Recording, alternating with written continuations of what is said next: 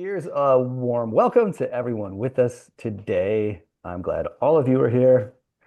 And these are my co-hosts, Belinda Anderson and Deb Nichols. Hi. This is just a conversation between the three of us about the spiritual journey, the human journey, and what's bringing us together for our March 6th to 8 retreat in the UK. And we are definitely here as fellow travelers, sharing what feels alive and meaningful. Deb, let's start with you. All right. Would you like to start by sharing a little bit of your path? I can. So, obviously, I'm going to be offering the beautiful medicine of cacao on our Hmm. retreat. A lot of people might think, well, what is all this about? Why am I doing this? Especially if they're new.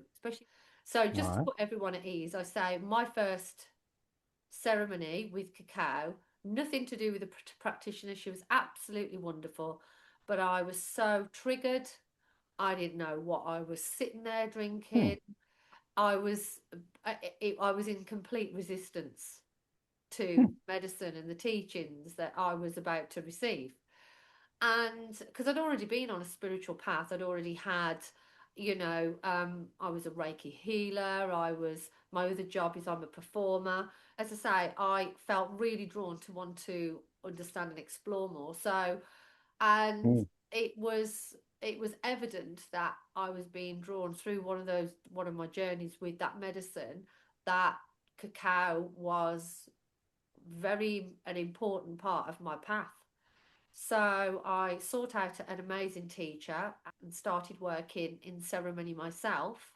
So then I started to work with my current teacher, and well, that was just mind blowing because it was the medicine of cacao was the interlink between all of the other practices that I was Hmm. learning and integrating at that time through that training, which resulted in me going out to the beautiful land of Peru last year and working with her and some of the highly revered medicine men and shamanic teachers, which was absolutely amazing. So for me, it's been a real journey for quite a number of years, and it's just been, when I think back to that very, very first cacao ceremony, it's like,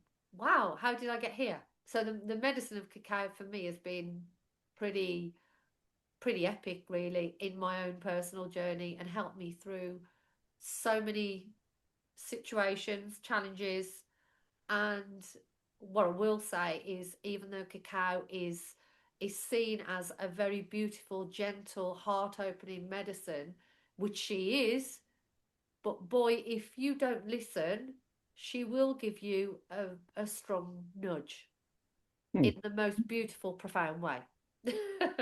Deb, I'm dying to ask a question myself because I have typically many people come to me asking to tell me about their ayahuasca journeys, to tell me about their psilocybin journeys, and all kinds of related things. I run into it all the time. And I don't think I've ever had someone come to me and say, let me tell you about cacao. And I'm going to be learning a lot about it during our time together, frankly.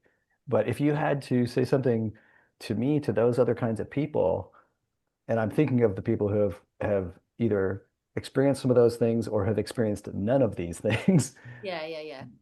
What might you say about what's common across those experiences and what's different? Um, Cacao can be whatever you choose. That's my Mm, experience from my own experience and from the people that have come along to work with me in ceremony. I mean, I had mm, a guy just before Christmas actually, and he said to me, working with cacao was as intense and a real mm, beautiful integration from his medicine work. So whether it doesn't matter what level you're at. I've had some people that have have made huge life changing decisions based on even just one journey with Mm, cacao, because it cracks open the heart.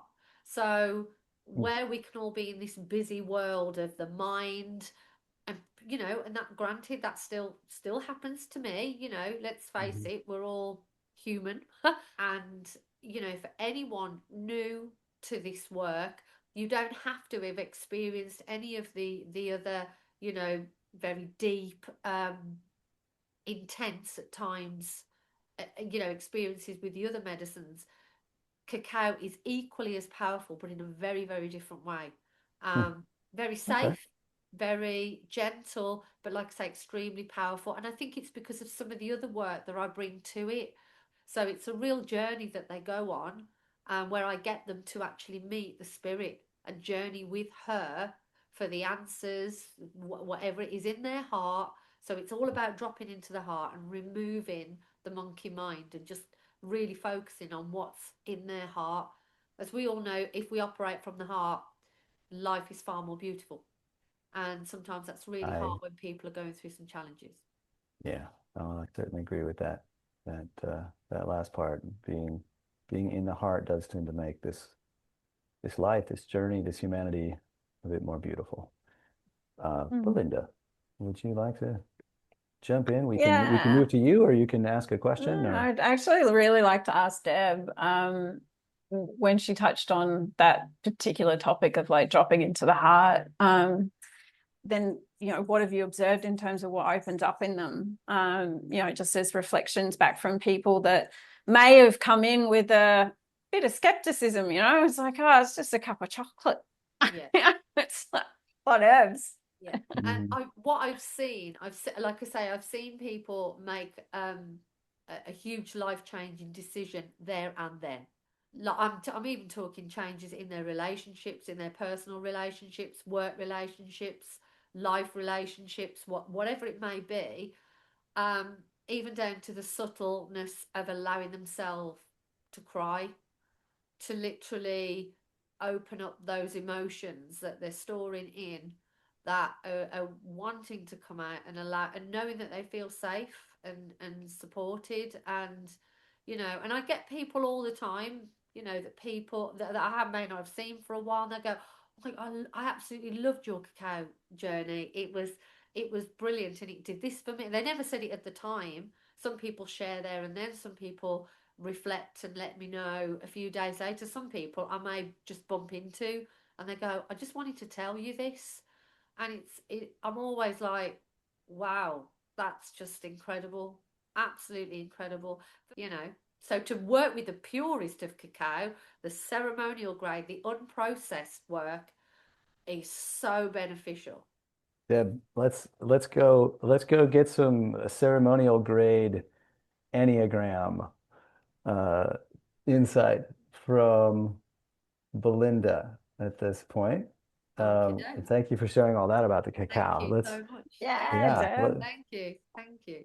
let's go ceremonial Oh, well grade. done. Um, You're great. and how Belle, how that's been central in your spiritual journey, and I'm particularly interested in this question about how intuition and self-understanding work together.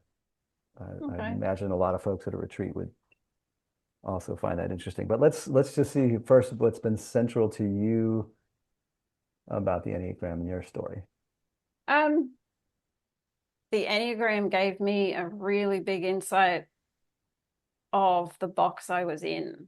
I actually got to see, more so than any other personality assessment that's out there, it was framed in a completely different way. It's like, well, you neither your personality, but these are some habits and behaviors and things that you can like do and be and behave as, that actually keep you from moving deeper into your spiritual journey or clearing a pathway to your intuition and having greater self-understanding. So for me, being a central part of it was to see myself, and why I did what I did, but also the way out, because it didn't completely box you in. The wording from it, because it was ancient, because it's actually an ancient practice. It stems from probably just before the Sufist mystics, etc., Zoroastrian times, but no one's really sure, because like you can write things down and then you find something else. So I've just found it's as far back as I can find it, which is around between the 6th and the 11th century. I didn't know it went back that far. Yeah, most people don't understand that it's actually that old. There's some people that are very familiar with it have gone right back into Gurdjieff's work. He was, some say he's Armenian, some say he's Russian, whatever, but he had a, bottom line, he spent a whole bunch of time with some Sufis and wanted to understand their way of being in the world and why they appeared to be so joyful and peaceful and open and at ease with the world, no matter kind of what they were faced with. So when it came from that origin, they looked at the human being as a whole. So they looked at the spiritual messages that came with it. And that was what really changed things for me. It was because no one had pointed out that, oh, okay, so in modern psychology, it's like, well, you've got this and this is your structure and these are the behaviors and you can do cognitive behavior and you can blah, blah, blah, blah, blah. Lots of people have probably been down those roads and all the rest of it. And then, but this, what it did was point to a very singular central point of a spiritual message that can be missed by all 9 types, because it's constructed of 9 types with various other layers and layers and layers underneath, which I won't go into too much detail here. Yeah. But what it did was spoke to me, and the words omnipresence and origin were big ticket items for me. It's like I hadn't considered the world that way. Well, I'd been searching for something, missing something, felt like I was missing something. And I was longing for something. And it was like, well, here you go. Here's a whole raft of stuff that is associated with the spiritual depth of something that tells you not only how you can express yourself in various different contexts, but also where you come from and who you are and what you are, which is your true nature, which you share with everything and anything around you. It's holistic. It's truly holistic. So that appealed to me from the point of view that I was a remedial therapist. I had been involved in natural therapies and I'd studied it quite vehemently, etc. So for me to find a spiritual construct, I suppose, if you will, a formula that pointed to the depth of not only nature that was around me, but the cosmos and the spiritual elements that touch us on a day-to-day basis and live within us, that actually shifted me completely in terms of my pathway, and took it to a depth that was quite unexpected, to be honest. So hence how it's associated with your question, which is intuition and self-understanding. So self-understanding, it was helpful for me to see the box I was in, understand what that meant, but then there was something far deeper around intuition, like what truly moves you from within that, where that comes from. And then how that actually can manifest in terms of, there's a quiet voice, which I say is like the voiceless voice that tells me or informs us all of what's next, or what not to be, not to get too carried away with. Like, it's very easy for me, as Deb said, to get caught in the thinking mind, in the minefield, and override the intuition. And when sitting with the knowing and self-understanding, there's a habit, there's a pattern, there's a box. There I am, I'm back in the box. The intuition is a voiceless voice that tells me what right action looks like, and to trust that, and how to work with people as well, which unexpectedly, sometimes things will fall out of my mouth. Like an example, when I was speaking with Deb's partner the other day, it was just a word that fell out that said perfectionism, and I had no idea and no understanding of whether that was actually anything to do with his type, but it just so happened that was bang on for the discussion and for what was to arise out of that. And I don't lay claim to any of that. That's just something that flows through us when we think about intuition, or when we feel into the space and allow ourselves the spaciousness that actually has more of the answers. as I such.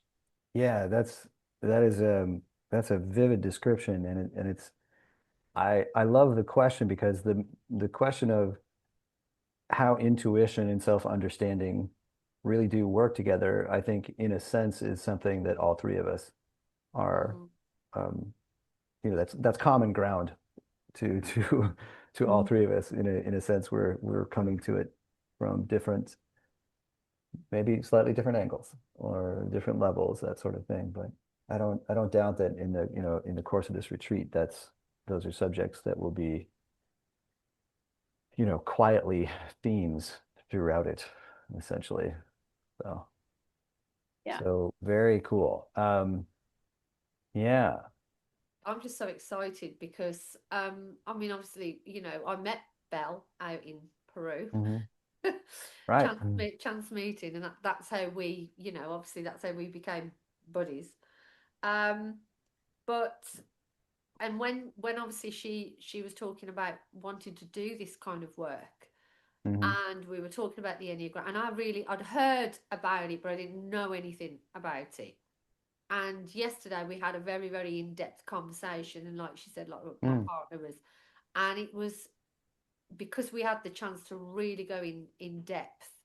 That was Hmm. It was mind blowing for me, literally mind blowing, and Hmm. I think it's the the way that I see all of our work in this retreat.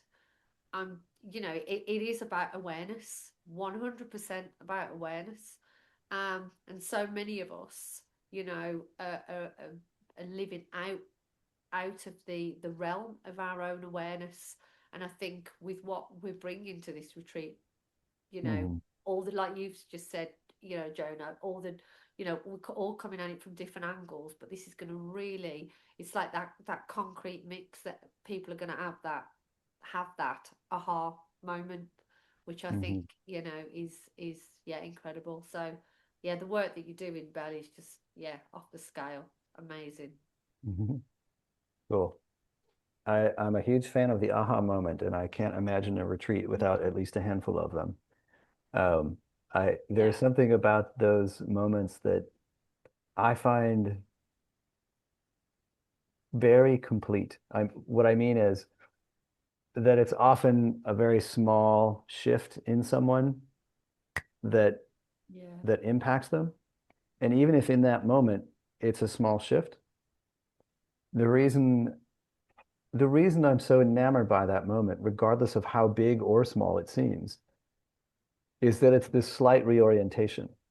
And when we're reoriented, our destination is changed radically. With this slight, it's like the rocket ship going out into space. You change that angle of launch ever so slightly, and it ends up in a completely different quadrant of the universe. It's not necessarily about some mind-bending experience. It can be about that slight readjustment, but it's that slight readjustment that absolutely guarantees the destination. And that's one of the reasons that it's that little moment that Yeah. is just one of the most exquisite, beautiful places to stand with our fellow journeyers. And when we get to stand on that ground where that shift is made.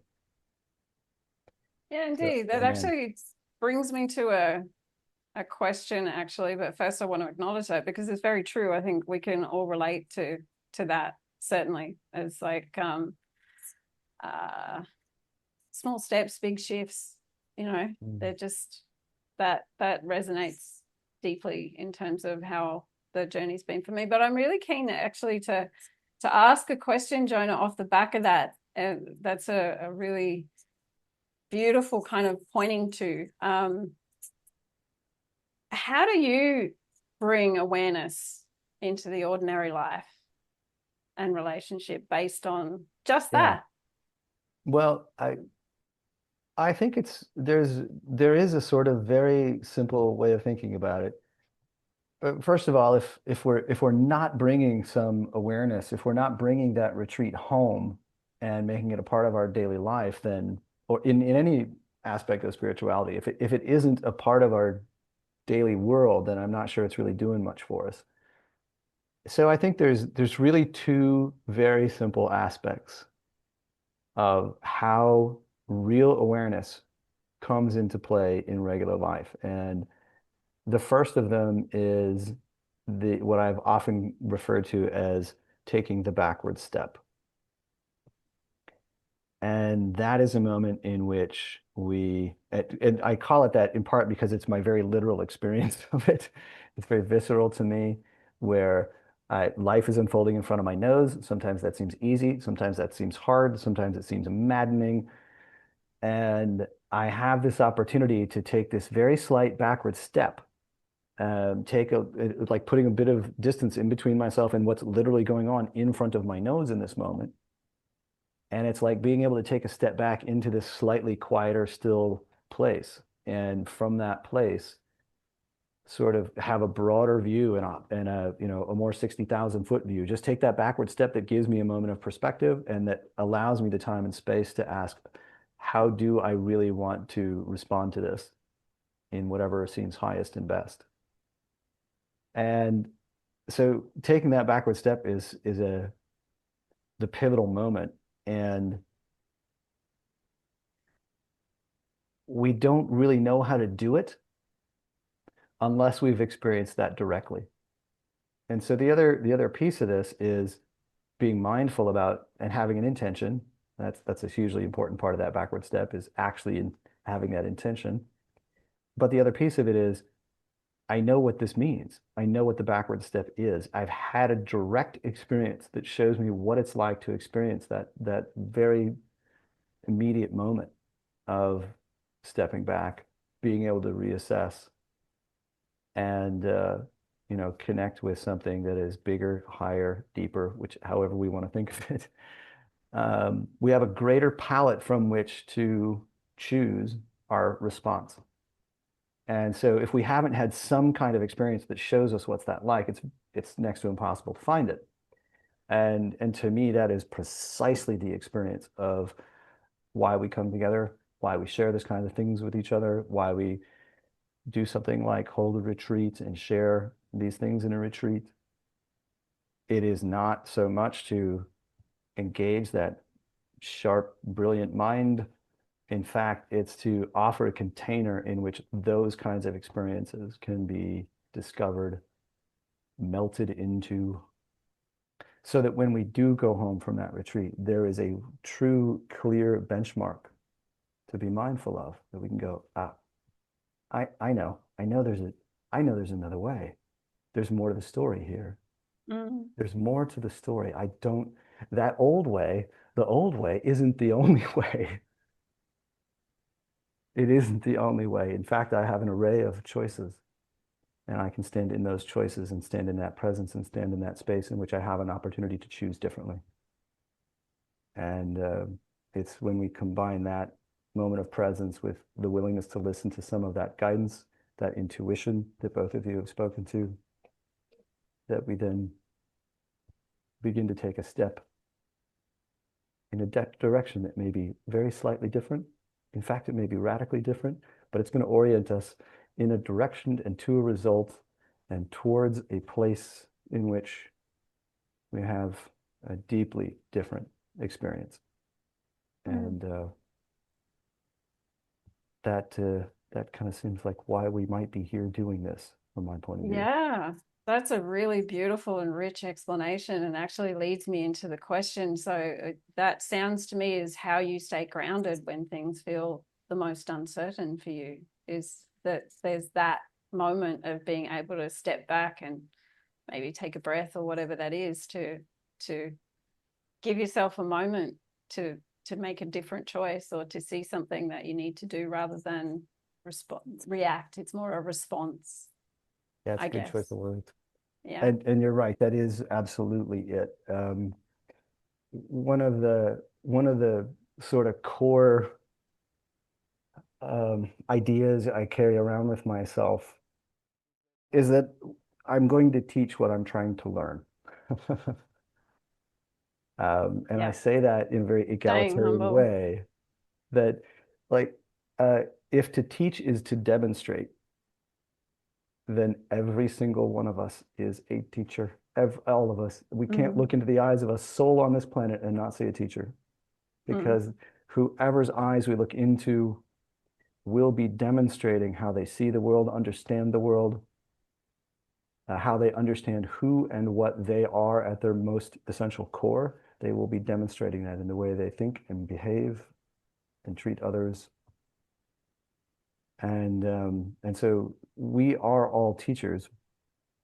And that experience of taking that step back, finding that presence, listening to that guidance, and making a different choice is something, in essence, it's fair to say I try to learn over and over and over. And Yeah. I've been blessed with an enormous, quite a breadth of experience in that department, including a subject that I had actually forgotten about mentioning here, but my own near-death experience. I got to see what it was like to be dying. A lot of people have a lot of questions about that. And that certainly shaped a great deal of how I began to see the world, move about in the world, and understand it. And it was a powerful step in my own journey in terms of understanding the basis upon why it's possible to take that step back, and also why it's possible to see that there's more to the story, and that therefore there's an opportunity for a different kind of choice. So that is part of the plan for the retreat. So I hope that obviously we can talk more about that when we get there. But yes, I hope that sort of answered the question for our purposes here. It did. It actually answered two things. Deb, have you got any questions that you want to ask Jonah? Because mesmerized. I was just going, wow. Sitting in the presence of greatness. I mean that with a pair of you, to be fair. It's just mind-blowing. I'm just like, what? We're gonna have a good time. Time. Yeah, things are gonna happen. Maybe some synapses will get blown. Maybe some little tiny adjustments will happen. Who knows? Maybe you'll fall off your stool and into enlightenment. Who knows? For me, I think it can be a small, what people might perceive as a very insignificant shift. That it's that small seed. Never underestimate the small seed, because the small seed, it doesn't have to be a huge shift there and then. If you do, amazing, great, but it's the small seed, and it's no comparison. That person that is working on whatever level they need to slowly integrate and move through. Again, sometimes if it goes from there to there, it can be a little bit probably too shock to the system. However, the small seeds are really, really important. And there may be people now that are listening going, oh no, but I've got to go to work, and I've got to get kids sorted, and I've got blah, blah, blah, blah, blah. And that is all valid. But absolutely, a 24-hour day period, incredibly valid. Take 5 minutes just to take a step back and reflect on something. That's important. From my experience, that step back could be almost an instant. And I'm sure if we dug into it, there are all three of us, and I'm sure we would find this very common across most of humanity. Anyone listening can probably think of a time in their own life where there was a moment where they thought one thing and they went, nope, I'm going to do it this way instead. Might have been small, it may have been insignificant, it may have literally been a left turn on a street instead of a right, but it was like that. And I just, I bring that up simply to share that common ground. To me, it's a kind of a fun reminder. It's a charming reminder that these things aren't really about time. It's not about perfecting a practice in the way that we usually think of practice, like, oh, well, practice being good, that takes 10,000 repetitions or something like that. It takes, time and effort and work and all kinds of things. And I'm not saying that there isn't a place for those. There most certainly is. But we can all of us can relate to a moment in our life in which there was a something. And it was like that. Yeah. And amen, that, as you said, Deb, it can be almost instantaneous. And we all have time for that. Yeah. So that's, to me, that's just good news. That is glorious news. And frequently something that's I find helpful to be reminded of myself. And when it comes to a retreat, yes, there's those moments that make a shift in direction, a shift in perception. And that's a great reason to come to a retreat. The other, to me, reason that's a wonderful reason to come to a retreat is that it simply gives us community and it gives us forward motion. When we've made that slight shift, well, the destination may be out there at the end of that direction, but we still have to walk the journey. We still have to take the steps. And I don't know about you, but I think most people can relate to life seem like it gets a little bogged down sometimes.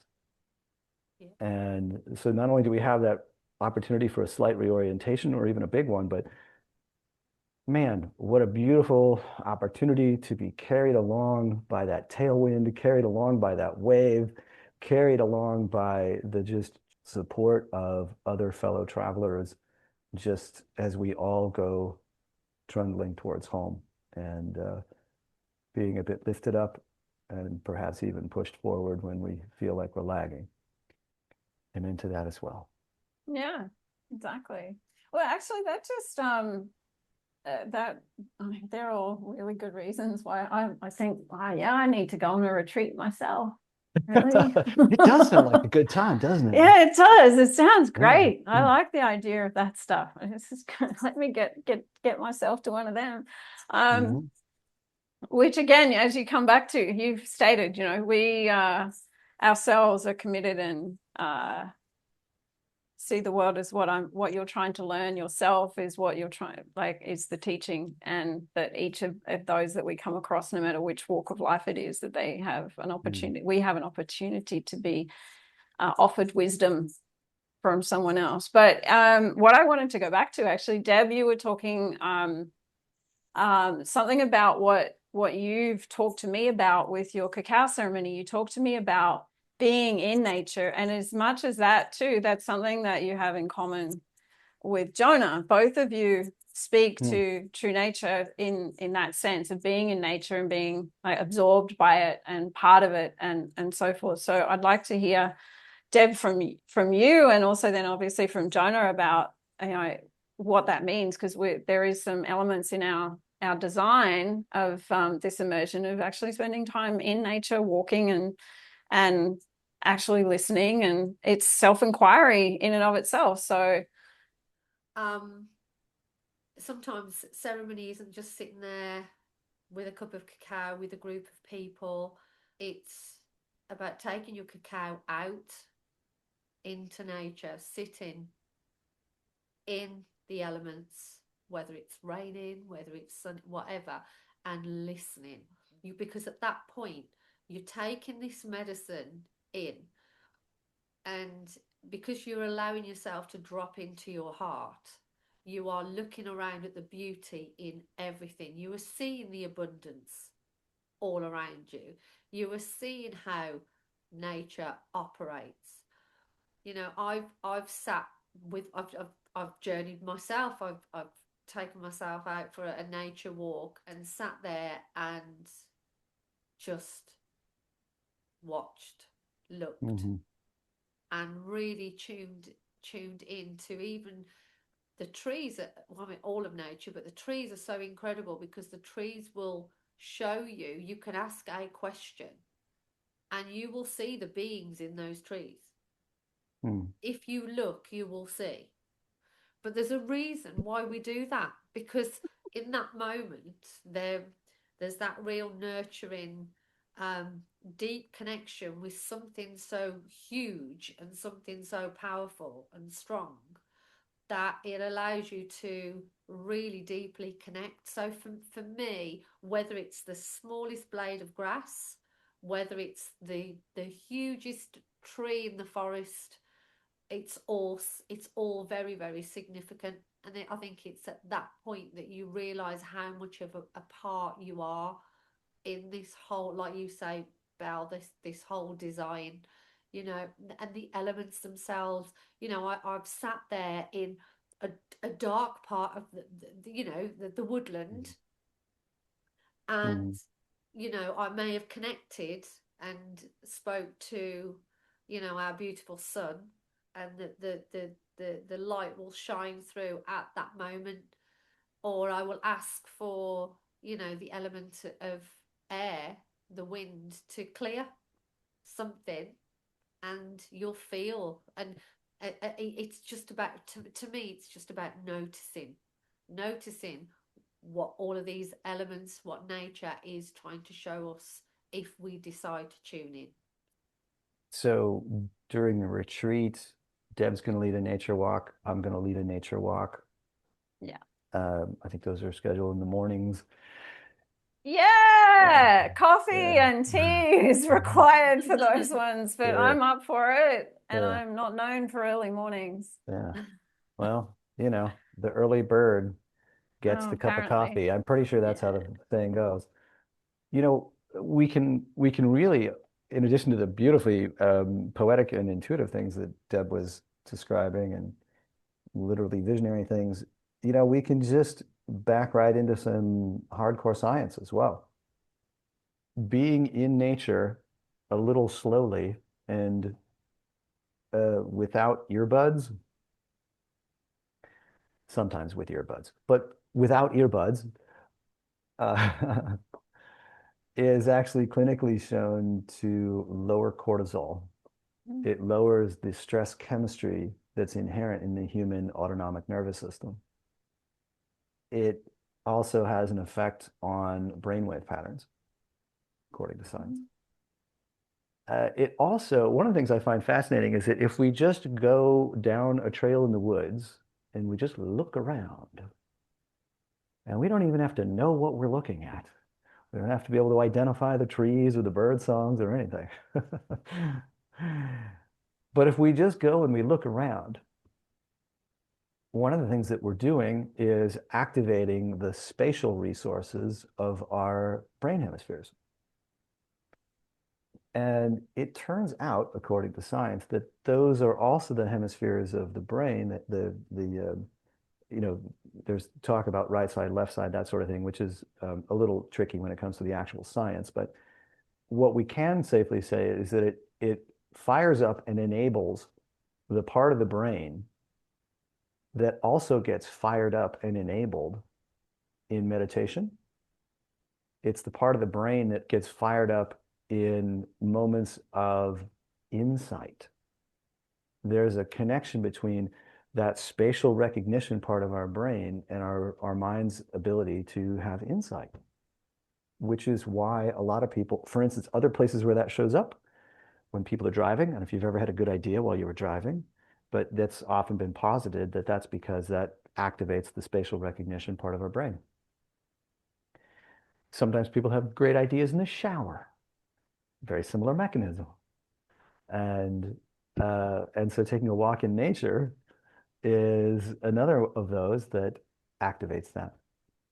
I love taking a walk in nature both as a metaphor, because it is literally a journey, and things are coming up right in front of our face and passing right on by. We're getting to walk through this experience, and it can be a beautiful metaphor for all the thoughts in your head that arise and pass right on by. I love the fact that it actually does calm us down and provide a platform for us to have a little insight. And I love the actual, not just the metaphoric aspect of it, but the fact of getting a little exercise, getting a little movement, and certainly in this case, having it be a shared experience. And if there's any, you know, good metaphor for what we're doing over these walks and over this retreat, it's to go forward together with a little bit of movement, a little bit of space, and a little bit of insight. So I can think of lots of reasons that I think taking a walk in the woods is a great idea, but I think I'll leave it at that for now. Yeah. And yeah, and we'll have to begin to bring this conversation to a close for this particular moment.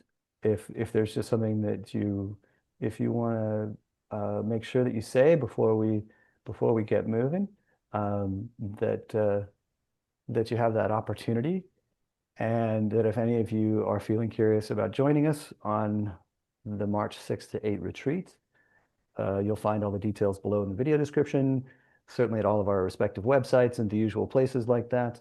And whether you're joining us there or not, we're grateful for this connection right here, right now, and we appreciate you being here. And with that, let me invite my co-hosts here to offer any closing thoughts, or just a warm welcome and goodbye as they like. Deb? For me, I just think it's, for anyone listening, just give yourself something back. And where Jonah was talking about taking that step back, it's really taking that step back out of your everyday life. Come and join us, because you'll take that step back, reconnect with yourself, remember the truth of who you are, total awareness, and it'll be the springboard to that shift, for you to live your best life, really. I'm just really looking forward to working with both of you, and, you know, working with the incredible people that join us. Amen. Yeah, amen. I really don't think I could add anything more to that, given that how Deb explained that. It was absolutely beautiful. Probably took the words out of my mouth. I don't feel the need to add to anything, and I think you both have done some really beautiful explanations and sharings, etc., which leads me to suggest that maybe we need to do another one of these in conversation, because some of these conversations, it touched on some really important things that we will bring to the table in the retreat and our immersion, but also from the standpoint of where we're coming from and how that can look sometimes, I guess, would be probably some questions that maybe people have. So I don't know about you two, but it's an invitation. Share with me what you would like to do next for maybe another conversation. All right. Will do. Will do. We will definitely have that conversation. And well, here's walking in spirit with all of you. Peace be with you. And we'll see you around. Yeah. Thank you very much for hosting us. Thank you so much. Jonah. Yeah, my pleasure. Okay. Bye.